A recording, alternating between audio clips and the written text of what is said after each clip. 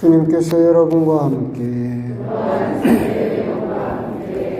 마테오가 전한 거룩한 복음입니다.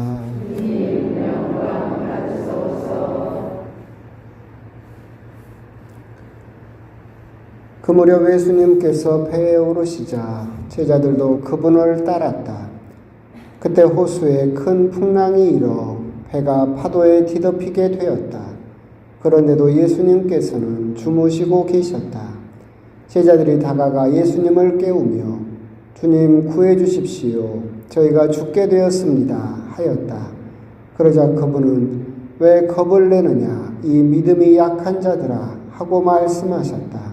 그런 다음 일어나셔서 바람과 호수를 꾸짖으셨다. 그러자 아주 고요해졌다. 그 사람들은 놀라워하며 말하였다. 이분이 어떤 분이시기에 바람과 호수까지 복종하는가? 주님의 말씀입니다.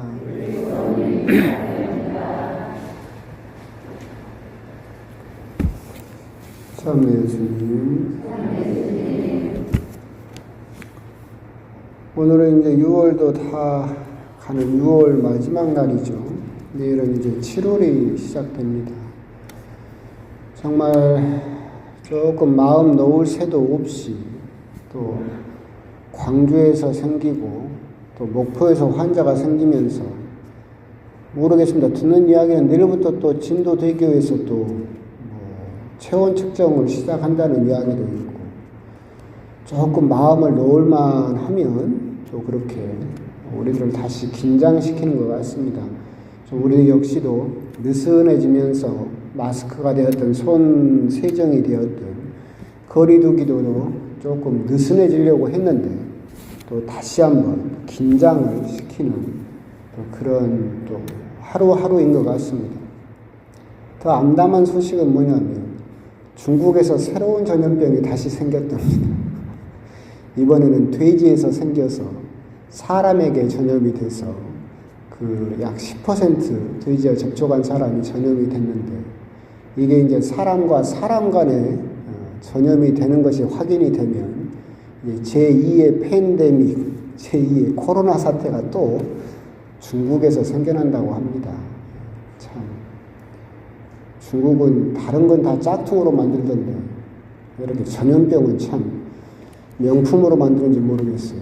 하여튼 그런 소식을 들으면 참 암담한 그런 시간이기도 한 것 같고 그렇습니다. 오늘 복음은 이제 짧죠. 예수님께서 당신이 메시아로서 하느님의 아들로서 자연의 바람과 호수를 복종시키시는 당신의 정체를 드러내시는 그런 대목이기도 합니다. 오늘 복음을 곰곰이 묵상을 하고 있으면 사실 지금 현대를 살아가는 우리 신앙인들의 모습을 또 묵상할 수도 있는 그런 부분이기도 합니다. 우리 사람은 태생적으로 본성적으로 기쁜 일보다는 고통스러운 일을 더 길게 기억하고 더 크게 기억합니다. 더 과장되게 기억을 하게 되어 있습니다. 왜 그러느냐라고 한다면 그것은 우리 생존과 직결하기 때문에 그렇습니다. 기쁜 일보다는 고통스러운 일이 우리 목숨하고 직접적으로 관련이 되어 있기 때문에 우리들은 고통스러운 것을 더 길고 더 과장되게 기억을 하는 거죠. 우리 속담에도 자라보고 놀란 것은 소뚜껑 보고 놀란다고 그러죠. 그게 무슨 말이냐면 결국은 생각을 해보시면 여러분들이 예를 들어서 뱀에게 물렸어요. 엄청 고통스러웠어요. 그 기억이 잊어버리면 안 돼요. 길게 기억을 하고 있어야 돼요. 그래야만 어두컴컴한데 저쪽에서 뭔 긴 게 있으면 어떻게 됩니까? 옛날의 기억을 떠올려서 조심해야만 다시 똑같은 고통을 겪지 않기 때문에 내 생존과 직결되기 때문에 그걸 보면 깜짝 놀라고 두려워하도록 그렇게 생겼어요. 그러다 보니까 기쁜 일은 금세 잊어버리고 나에게 고통스러운 것은 길고 더 과장되게 기억을 하게 되어 있죠. 그러다 보니까 우리들이 이제 무슨 말을 하게 되느냐면 사는 게 고통이다. 그죠? 불교에서도 이야기하는 것처럼 삶은 고해다 그러잖아요. 고통의 바다다라고 이야기를 하고 있어요. 근데 여러분들이 생각하시기에 진짜 여러분은 살아온 인생이 맨 고통만 있었습니까? 그러진 않을 거예요. 아까 말한 것처럼 뱀에 물리는 고통이 있어서 그걸 기억을 했어요. 그럼 365일 뱀에 물렸습니까? 평생 한 번이나 물렸을 거예요. 그런데도 그 고통을 잊지 않고 있는 것처럼 사실 인생은 고해고 삶은 고통의 연속이다라고 하는 것이 우리 본성상 그것을 더 길게 기억하고 과장되게 기억하도록 되어 있다 하더라도 곰곰이 따져보면 사실은 고통스러운 일만 있었으면 진작 죽었겠죠. 힘들어서 이 생을 어떻게 살았겠습니까? 기쁜 일들이 있었고 행복한 일들이 있었는데 우리들은 그것을 너무 자주 잊어먹어서 그렇긴 하죠. 오늘 복음도 이제 곰곰이 보고 있으면 그런 생각이 들어요. 예수님께서 타고 계신 배는 교회죠. 우리 공동체고 그 배가 풍랑을 만나게 됩니다. 우리 흔히 말하는 우리 삶이 정말 고해, 고통의 바다다라고 한다면 똑같은 그런 고통을 받게 되는 거죠. 이것은 생각을 해보면 그런 거예요. 예수님께서 타고 계신 배, 교회는 구원의 방주라고 부르죠. 예수님께서 타고 계시기 때문에. 그런데 우리가 흔히 생각하는 것처럼 내가 성당에 가면 하느님을 믿으면 나는 이 고통으로부터 벗어나고 내 마음은 평화로워지고 모든 일이 잘 풀릴 거라고 그렇게 우리들은 기대를 하고 예상을 하고 믿음을 시작했을 수도 있죠. 근데 막상 성당에 나가고 교회의 그 배에 탔는데 풍랑이 그칩니까? 안 그치잖아요. 계속해서 요동치고 나에게 닥쳐오는 고통이 결코 끝나지 않는다라고 하는 거예요. 우리들은 성당 나가면 그 모든 것이 끝날 거라고 기대를 하지만 결코 그 기대가 허망으로 끝나고 성당에 다녔다 하더라도 큰 풍랑이 일어서 파도에 배가 뒤덮이게 되는 정말 고통의 바다는 끝나지는 않는다라고 하는 거죠. 그래서 제자들이 이제 예수님께 다가가죠. 근데 예수님께서는 그때 주무시고 계셨다. 참 제자들 입장에서 보면 곧 죽게 생겼어요. 배가 요동치고 파도가 불고 힘들어 죽겠는데 예수님은 주무시고 계시죠. 그러니까 우리가 성당에 나가면 그런 일들이 끝날 거라고 생각을 했는데 성당 나가서 기도를 하고 아무리 열심히 해도 예수님이 대답이 있어요? 없어요? 없어요. 예수님이 주무시고 계시잖아요. 내가 기도를 하고 막 해도 예수님은 주무시고 계시는 것 같아. 아무리 기도를 해도 답도 없고 이걸 해결해 주지도 않으시는 것 같아. 이 상황을 지금 제자들이 고스란히 겪고 있죠. 그래서 예수님께 다가가 예수님을 깨우죠. 그리고 부르짖죠. 우리가 죽게 됐습니다. 좀 구해 주십시오라고 이야기를 하시죠. 그래서 예수님께서는 제자들에게는 믿음이 약하다고 질책을 하시고 꾸중하시는 것은 이 모든 일에 고통스러웠던 바람과 호수를 꾸중하셔서 이 세상을 그 고통을 끝내주신다라고 하는 겁니다. 오늘 복음은 짧은 것 같지만 사실 아까 말씀드린 바와 같이 곰곰이 생각을 하면 우리 신앙인들의 여정하고 비슷해요. 예수님이 타고 계신 구원의 방주, 그 배에 타면 우리들은 만사가 해결되고 마음이 안정되고 내 고통이 끝날 것이다 라고 생각을 하지만 성당에 다녀도 나의 고통은 끝나지 않고 계속해서 요동치고 내가 힘들어하는 것은 그칠 줄 모른다. 그때 기도를 아무리 해도 예수님께서는 대답도 없고 주무시고 계시고 내가 부르짖어도 예수님은 듣지를 않으시는 것 같다라고 하는 겁니다. 이제 여기에서 그러게 되면 이 상황까지 딱 가면 어떻게 됩니까? 여러분 생각에 이 상황까지 딱 갔어요. 그러면 어떻게 되느냐면 성당 안 나오지. 성당 나오겠어요? 안 나와요. 그래서 신자들이 대부분 여기까지 딱 가는 순간 예수님한테 기도를 해도 소용도 없고 예수님이 내 기도를 들어주는 줄도 모르겠다 하고 딱 가버리는 신자들이 대부분이죠. 그때 제자들이 예수님에게 한 게 있죠. 예수님이 다가가서 예수님을 깨우며 부르짖습니다. 그러자 예수님께서 일어나서 그 모든 일들을 해결해 주신다라고 하는 거죠. 이게 이제 우리 신앙의 여정과 같은 거예요. 제가 몇 번씩이나 말씀드리지만 여러분들의 미사를 드리면 주님께서 여러분과 함께라는 인사를 몇 번 듣는다고 했어요? 5번 들어요. 5번. 근데 그 주님께서 여러분과 함께를 5번이나 듣는 이유가 뭐라겠어요? 첫 번째, 너무나 중요했어요. 너무나 중요했어요. 예수님께서도 당신을 임마누엘, 즉 임마누엘 뜻이 뭐예요?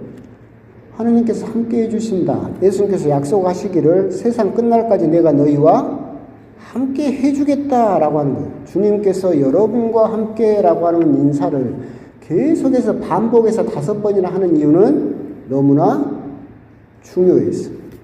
두 번째 이유가 뭐라고 했어요? 너무나 자주 잊어먹었어요. 맨날 잊어버려요. 주님께서 여러분과 함께 계신다라고 하는 것을 우리는 하도 잊어버려요. 오늘 복음을 보세요. 풍랑이 일고 배가 뒤덮이고 뒤집어지게 생겼어요. 예수님이 그 배에 계셨어요? 안 계셨어요? 계셨어요. 주님께서 여러분과 함께, 예수님이 나와 함께 계셨어. 그러잖아요. 그런데 이 제자들은 그것을 잊어버렸던 거예요. 그래서 죽을 지경이 처해서야 비로소 살려주십시오라고 예수님께 다가가서 예수님을 깨운다. 주님께서 여러분과 함께, 우리들은 너무나 자주 잊어버려요. 배가 요동치고 풍랑이 일고 그럼 예수님은 주무시는 것 같고 할 때 우리들은 뭘 잊어버려요? 이 고통 속에 누가 함께 타고 있어요? 예수님이 함께 타고 있어요. 예수님이 저 멀리서 뱃속에서 막 파도가 치고 막 물이 범람하는 그 광경을 예수님이 구경하고 계신 것이 아니라 내가 당하고 있는 고통을 누가 같이 겪고 있어요? 예수님도 그 배에 같이 타가지고 배가 뒤집히는 그 광경에 같이 하고 계셨잖아요. 우리가 함께 하고 계시는 거예요. 내가 당하는 고통을 나 혼자 당하지 않아요. 예수님도 함께 그걸 나와 같이 여러분과 함께 그 일을 겪고 있어요. 그것을 여러분들이 깨달을 수 있으면 내 배에 내가 잠시 잊고 있었는데 저기 예수님이 주무시고 계셨다는 것을 여러분들이 알고 여러분은 가서 뭐만 하면 돼요? 깨우면 돼. 그러면 이 모든 일이 해결될 수 있어요. 우리들은 주님께서 여러분과 함께 이 고통 속에서도 이 힘듦, 이 슬픔 속에서도 예수님은 나를 내버려 두는 것이 아니라 나를 구경하고 계신 것이 아니라 나랑 같이 울고 계시고 나랑 같이 파도 속에서 흔들리고 계시고 나랑 같이 그렇게 죽을 위기를 함께 겪고 계시는구나라고 하는 것을 우리들이 생각하고 알아챌 수 있어야 된다. 내가 슬픈 순간에 주님께서 나와 함께 계시는구나라는 것을 여러분들이 깨달아서 그 예수님을 부르짖어서 깨우기만 하면 주님께서 여러분과 정말로 함께 해주시는 그 기적을 깨달을 수 있게 된다라고 하는 겁니다. 오늘 복음에서 시작 말미에서 그럼에도 불구하고 우리들은 너무 그런 부분에 함몰되어서는 안 돼요. 우리들은 이제 아무래도 샤머니즘도 있지만 불교 문화권이기 때문에 이놈의 사는 것이 고통이고 여기에 너무 함몰되는 경우가 참 많아요. 그래서 불교에서는 이야기할 때 번뇌를 이야기를 하잖아요. 무슨 번뇌? 무슨 번뇌? 108번뇌. 108번뇌. 번뇌가 뭐예요? 뇌가 타버리는 거예요. 얼마나 힘들면 이 머릿속에도 뇌가 불질러져서 타버리는 이게 108번뇌. 108번뇌가 왜 나왔느냐 하면은 6근이 있어요. 6개의 뿌리. 번뇌의 뿌리가 뭐냐면 눈, 코, 입, 귀, 또 피부, 또 마음. 그럼 6개예요. 여기에 부딪히는 것을 육경이라고 하고 이것을 과거, 현재, 미래에 겪으면 6 곱하기 3을 하면 몇이 나와요? 108이 나와요. 108번뇌가 그냥 나온 게 아니라 수학 공식처럼 나와. 그런데 거기를 곰곰이 보면 여러분들이 재밌는 게 걸려요. 눈으로 보는 것도 다 뭐예요? 번뇌. 귀로 들어도 다 번뇌. 코로 냄새를 맡아도 번뇌, 말한 것도 번뇌, 만져지는 것도 번뇌, 생각되어지는 것도 다 번뇌다라고 하는 거죠. 그러면 보고 듣고 먹고 냄새 맡고 만지고 생각하는 것이 다 번뇌면 머리가 타버릴 것 같아. 그럼 이 세상이 그래서 결론적으로 뭐예요? 고통의 바다가 되는 거잖아요. 쳐다만 봐도 번뇌야. 그죠? 본당 신부 이야기만 들어도 번뇌야. 이 세상을 그럼 어떻게 살겠어? 이 고통의 바다를. 그래서 이게 굉장히 부정적인 거죠. 그렇게 생각을 하면 이 인생을 살 수가 없어요. 근데 이건 불교적인 시각이고, 이 세상에 오셔서 하나님께서 이 세상에 오셔서 예수님께서 이 지상을 사시면서 당신의 별명이 뭐였냐면 목보여 술꾼이었어요. 예수님이 부처처럼 사는 것은 고통이다. 눈으로 보는 것도 듣는 것도 만지는 것도 모든 것이 다 번뇌다. 사는 것이 고통이니까 여기서 탈출해라. 예수님이 그렇게 가르치시지 않았어요. 예수님은 어떻게 가르치셔요? 먹고 놀고 즐기자. 하느님 혼인잔치가 가까이 왔다. 기뻐해라.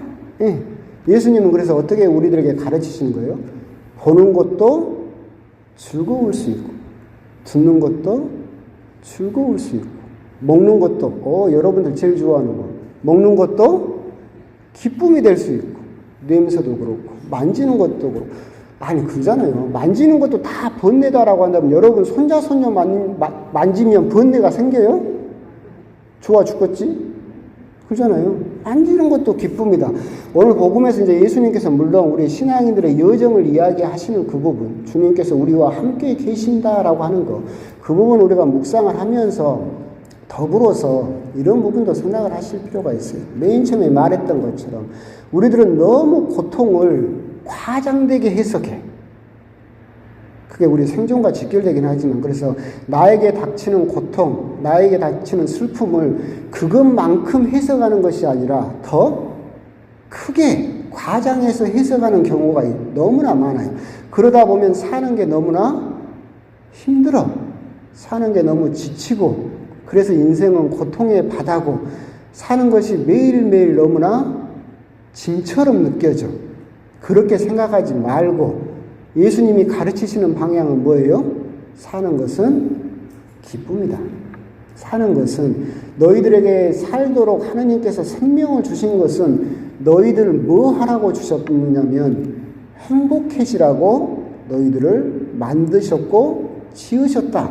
보는 것으로도 즐거울 수 있고, 먹는 것으로도 너희들은 충분히 즐거울 수 있고, 듣는 것으로도 너희들은 기쁨을 찾을 수 있어야 된다. 그래서 일상을 살면서도 매일 그렇게 부정적으로만, 저 사람이 사실 그럴 거예요. 하루를 시작을 했는데 누가 나한테 툭 한마디를 던졌어. 그럼 여러분은 잠자리에 들 때까지 어떻게 해요? 그 사람이 한 그 한마디만 가지고 기분이 나빠지고 미움이 생겨. 그럼 여러분들 곰곰이 생각을 해봐봐. 여러분 하루 종일 들은 말이 그 한마디밖에 없어요? 아니잖아. 다른 사람들은 나한테 이쁘단 말도 했을 거예요. 잘생겼단 말도 했을 것이고, 일 잘한 말도 한다는 말도 했을 것이고, 어떻게 하루 종일 나한테 칭찬하는 사람이 한 명도 없을 수 있겠어요? 있겠지. 없나? 나는 없구나. 오늘 우리 어머니가 나한테 칭찬 안 해줬어요. 오늘 만난 사람이 원희밖에 없는데. 근데 여러분들은 세상 살면서 다 즐거운 일이 있었을 거예요. 근데 그걸 너무 부정적으로만 해석을 하면 아침에 들은 그 한마디 가지고 오늘 하루를 고통의 바다로 만들어버린 거예요. 내 삶은. 그렇게 너무 부정적으로만, 번뇌라고만 생각하지 말고 예수님께서 말씀하신 것처럼 조금 더 기쁜 일을 크게 생각해라. 나를 사랑한다고 말해주는 사람을 조금 더 크게 생각하고, 그 사람들이 나한테 해주는 말을 더 크게 생각을 하면 여러분들은 사는 게 고통이다라고 하는 그런 부정적인 바다에서 벗어나서 오늘 제자들이 물에 빠지지 않았던 것처럼 그렇게 살아있을 수 있다라고 하는 겁니다. 그런 부분도 아울러서 생각을 하셨으면 좋겠고, 마지막으로 오늘 저처럼 한마디도 칭찬을 못 들으신 분이 있었다라고 한다면 제가 칭찬을 해드릴게요. 아따 잘생기셨어. 아따 이쁘요. 됐지라? 그렇게 깊은 마음으로 또 오늘 하루를 마무리하시기 바랍니다. 아멘.